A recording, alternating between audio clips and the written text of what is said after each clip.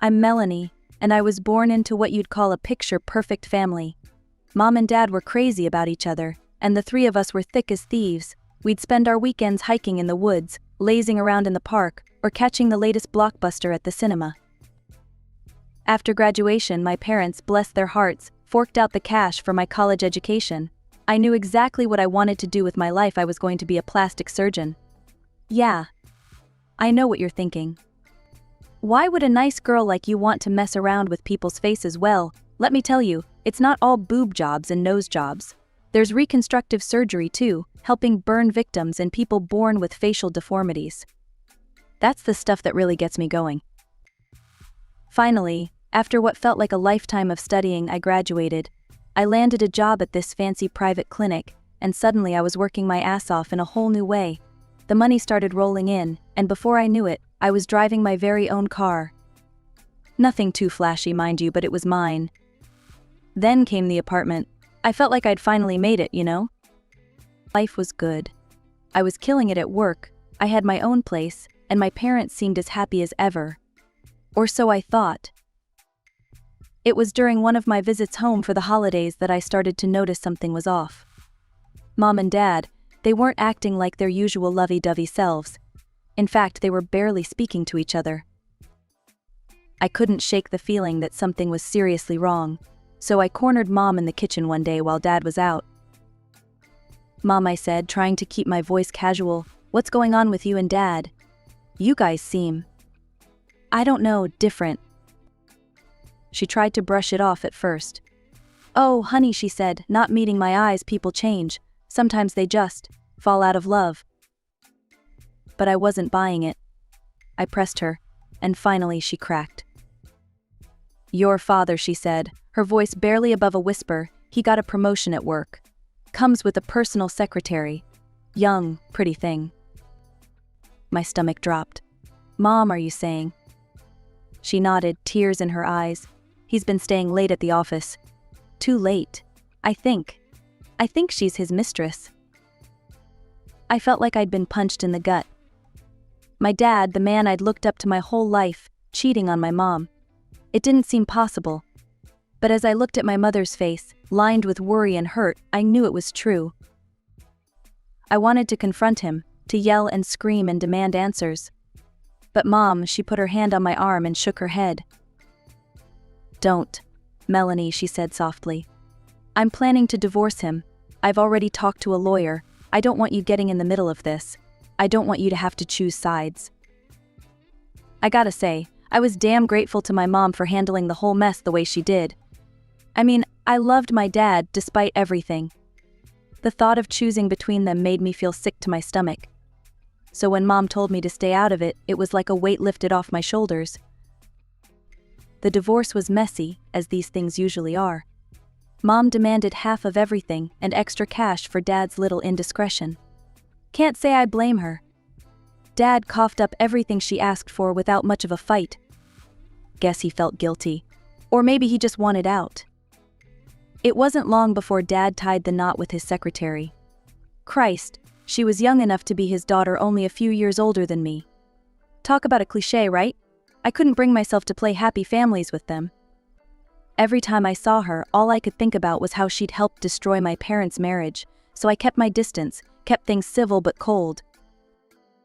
Just when I thought things couldn't get any more complicated, life threw me a curveball. This big shot clinic in another city offered me a job. 2 years working under some hotshot surgeon who'd had his hands on half of Hollywood's faces.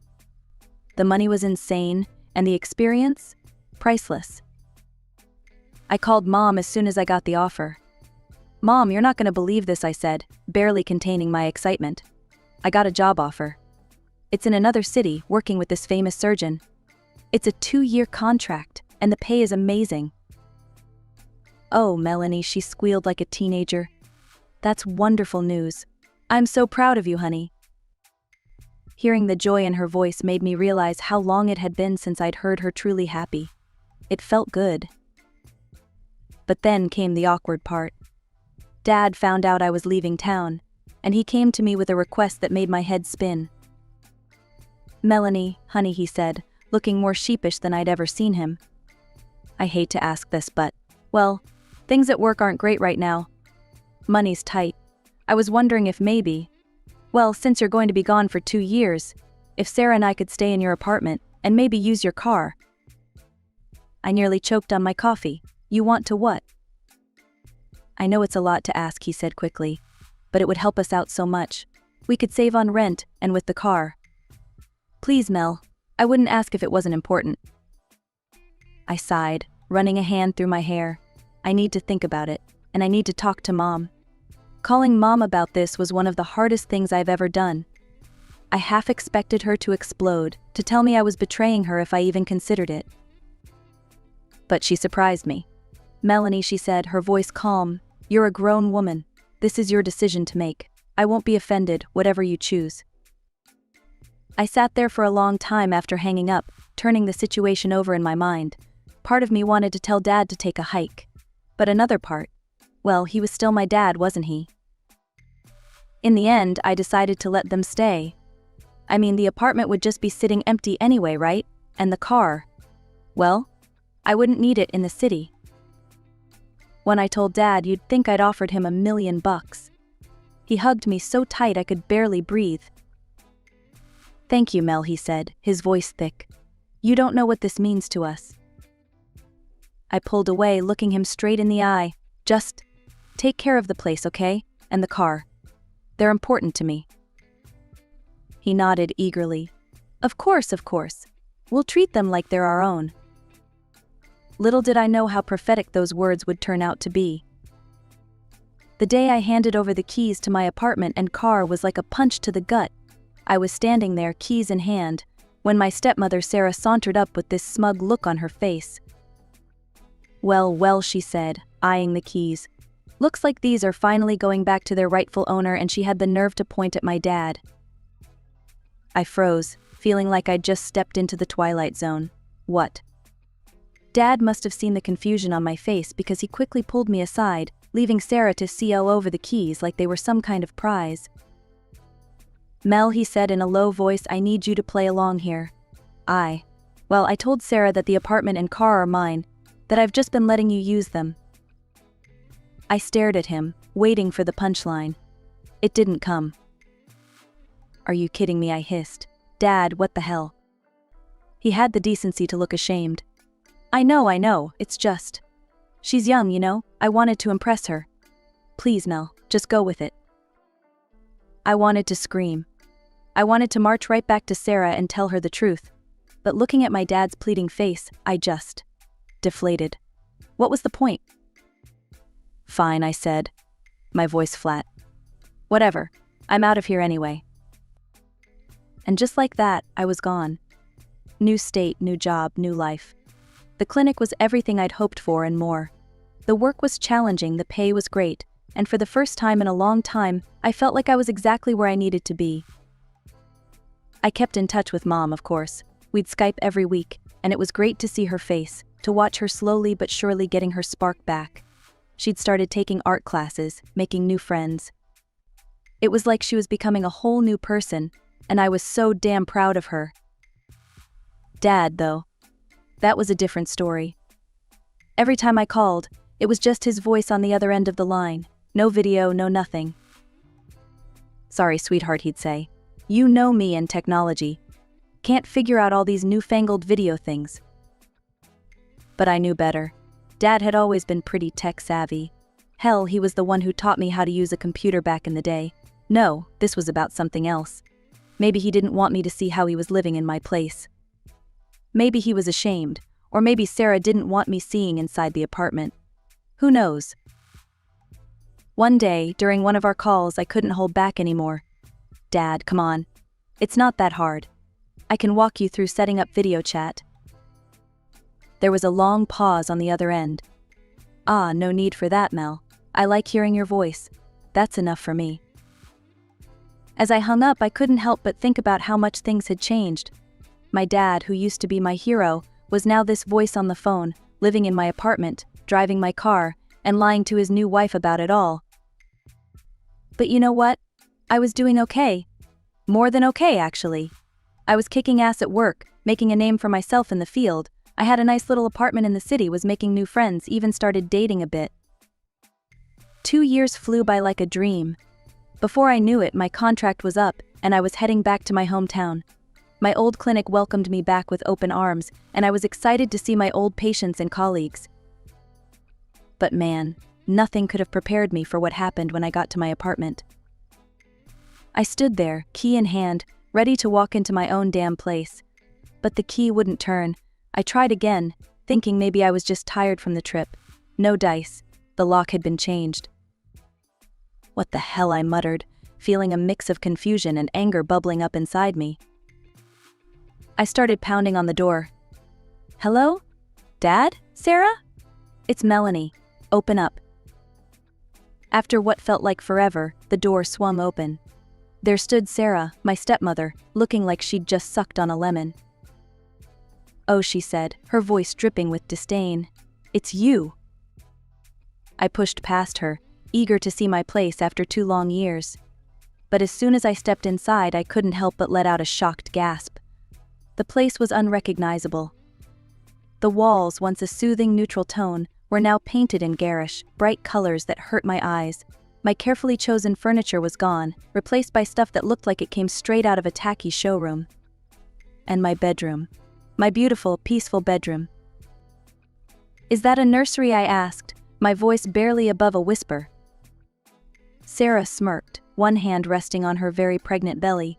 Well, we needed to make some changes. This place was so boring before. I whirled around to face her. You had no right to do this. This is my apartment.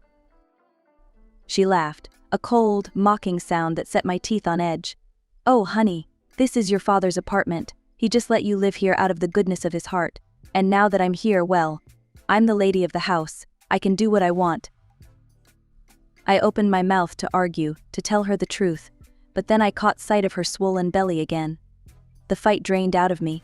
I couldn't bring myself to stress out a pregnant woman, no matter how much of a witch she was being. Where's my dad? I asked instead, trying to keep my voice level. At work, Sarah replied, examining her nails. He'll be home later. I nodded, my mind racing. Fine, I'll wait for him. Sarah shrugged, clearly not caring one way or the other. Suit yourself. Just don't touch anything. I just had the place cleaned. As I waited for my dad to come home, I couldn't help but feel like I'd stepped into some kind of bizarre alternate reality. This was my apartment, bought with my hard-earned money. These were my walls, my floors, my rooms. And yet, here I was, feeling like an unwelcome guest in my own home. The moment Dad walked through the door, I pounced. We need to talk, I said, my voice leaving no room for argument.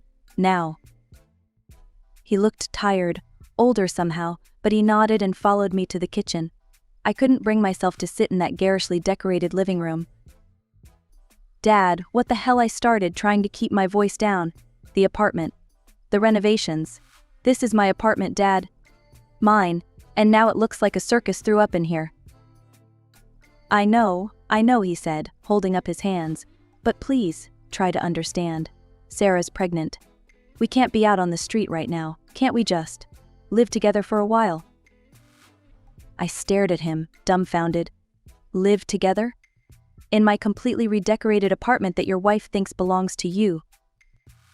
He had the decency to look ashamed. I know it's not ideal, but Sarah still believes this is my place, that you're living here on my goodwill. I can't tell her the truth now. Please, Mel, play along, just for a little while.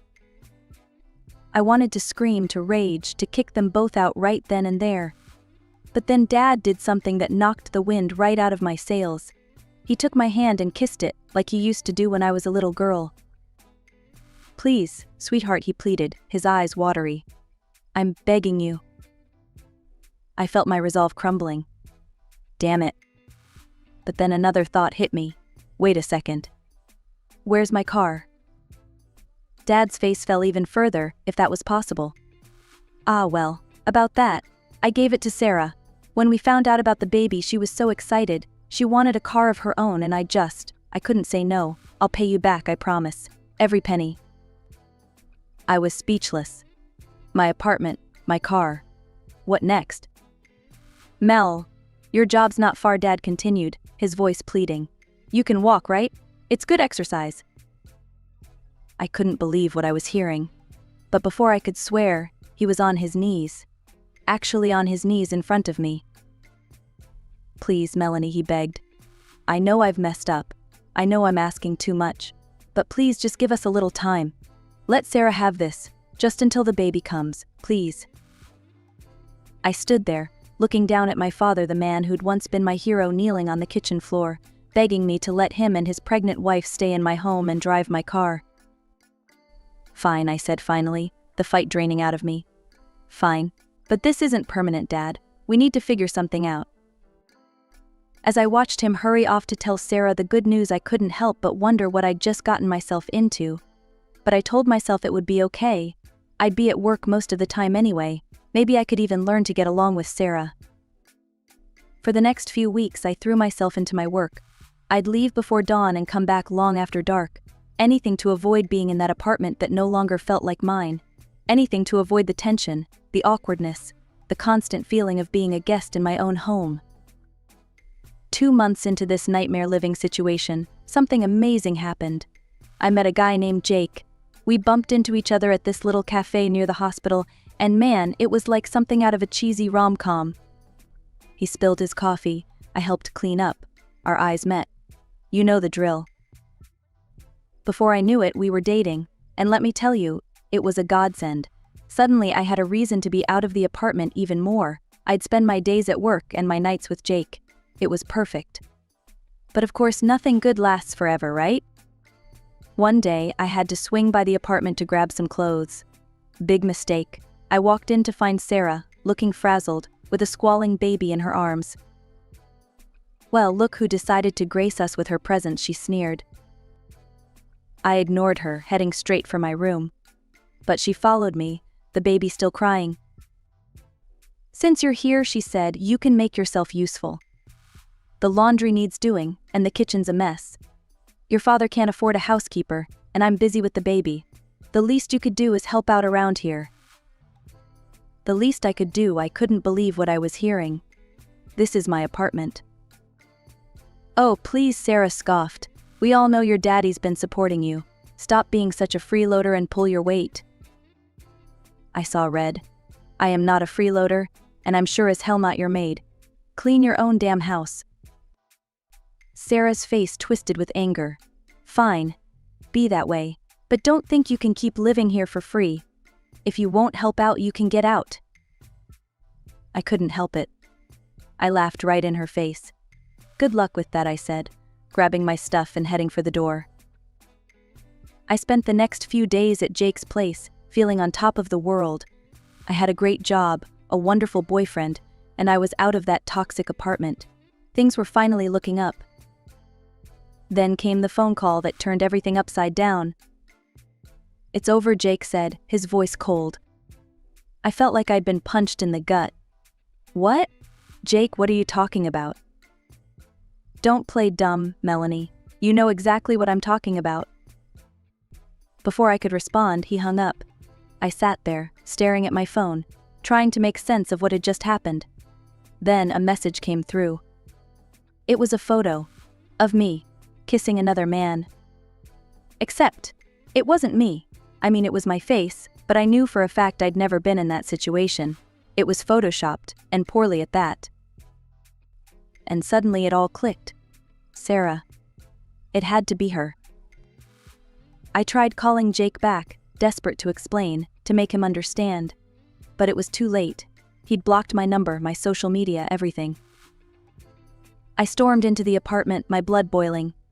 Sarah was lounging on the couch, looking smug as hell. You, I shouted. What the hell did you do? She just laughed, a sound that made my skin crawl. Oh, that?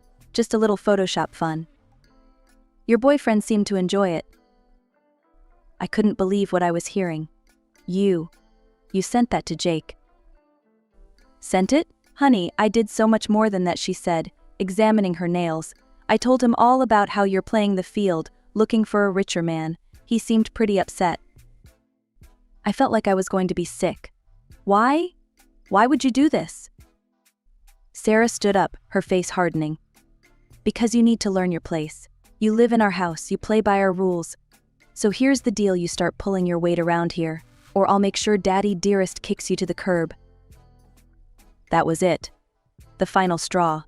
I started laughing, a harsh, bitter sound that seemed to surprise Sarah. My place? Your house, I spat. Newsflash, you delusional harpy. This is my apartment. I bought it with my money. And if you don't apologize and fix things with Jake right now, I'm kicking you both out on your asses. Sarah's face went pale, then red with anger. You're lying. Your father. Just then, Dad walked in. Sarah immediately turned on the waterworks. She's trying to kick us out, she wailed, pointing at me. Your own daughter. After everything we've done for her. Dad looked between us, his face a mask of confusion and distress. Then he turned to me and whispered, Mel, please. Just go along with it. Move out, for me. I stared at him, feeling like I'd been slapped. My own father, asking me to leave my own home? That was the moment something snapped inside me. All the pent-up frustration, anger, and hurt came pouring out. No, I said, my voice steady and cold. No, I will not go along with it. This is my apartment. I bought it. I pay for it. And I want you both out. Now. Sarah's eyes widened in shock. Dad looked like he'd seen a ghost. Melanie, he started, his voice pleading. Be reasonable. Reasonable, I laughed. I've been more than reasonable. I let you live here for free. I let you use my car. And this is how you repay me. By lying? By destroying my relationship. Sarah was screeching now, calling me every name in the book. Dad looked lost, like he couldn't believe this was happening. Get out, I said, my voice low and dangerous. Both of you. Take the baby and go. If you're not gone by tonight, I'm calling the cops. There was a moment of stunned silence. Then a flurry of activity. Sarah, still screaming, started gathering the baby's things. Dad just stood there, staring at me like he didn't recognize me anymore. As they walked out the door, bags in hand, Dad turned to me one last time. Melanie, he said, his voice breaking, please. But I'd had enough. I closed the door in his face, sliding down to the floor as I heard their footsteps retreating. There I was, alone in my apartment, surrounded by garish colors and furniture I hated. But you know what? It was mine. All mine. And for the first time in what felt like forever, I could breathe. I'd spent so long trying to please everyone else, my dad, Sarah, even Jake. But where had it gotten me? Nowhere good, that's for sure. It was time to put myself first. First thing I did, I called Mom. Honey, her voice was warm, concerned. Is everything okay? And just like that, everything came pouring out. The apartment, the car, Sarah's manipulation, Jake, all of it. By the end, I was in tears. Oh, Melanie, Mom said, her voice soft. You've been through so much. But you did the right thing, sweetheart. I'm proud of you. Her words were like a balm to my battered soul. Thanks, Mom, I sniffled. I don't know what to do now. There was a pause, then give me Jake's number. So I did. And boy, am I glad I listened to her. A few days later, Mom called me. Meet me at the cafe near your work in an hour, she said, sounding excited. I have a surprise for you. When I got there, I couldn't believe my eyes. There was Mom sitting at a table, with Jake. What's going on, I asked, my heart racing. Mom smiled, gesturing for me to sit. Jake, why don't you tell Melanie what we discussed? Jake looked at me, his eyes full of regret. Mel, I am so sorry. Your mom told me everything. About your stepmom, the lies. God, I feel like such an idiot for believing it. I sat there, stunned, as Jake poured out apology after apology. Part of me wanted to forgive him on the spot, to fall back into his arms and forget everything that had happened. But another part. Well, it wasn't that easy. Jake, I said finally, cutting off his stream of apologies. I appreciate this, I really do. But you believed I could cheat on you. You didn't even give me a chance to explain. That hurts. He nodded, looking miserable. I know, and I'll do whatever it takes to make it up to you. If if you'll let me." I looked at Mom, who gave me an encouraging smile. "Take your time, honey," she said. "There's no rush." And you know what? That's exactly what I did. Over the next couple of months, I focused on me. I redecorated my apartment, got my car back, and threw myself into my work. Jake and I, well, we were taking it slow, real slow, but he was trying, I'll give him that. Then came the day I heard about Dad and Sarah. Apparently, once Sarah realized Dad didn't actually own my apartment or have any real money, she split. Just up and left, leaving Dad with the baby. Talk about karma. Dad tried to go back to Mom, all apologies and regret. But Mom? She stood her ground. "I'm sorry, John," she told him. "Yeah, I was there for that conversation. But too much has happened. I can't go back." I was so proud of her in that moment. She'd grown so much, become so strong. As for me and Jake, we're still working on it. He's trying to prove himself, to show me he trusts me. And I'm learning to open up again, to let him in. I don't know what the future holds, but I do know this: whatever comes my way, I'm ready for it, because I'm done sacrificing myself for others. From now on, I'm putting myself first, and you know what? It feels pretty damn good.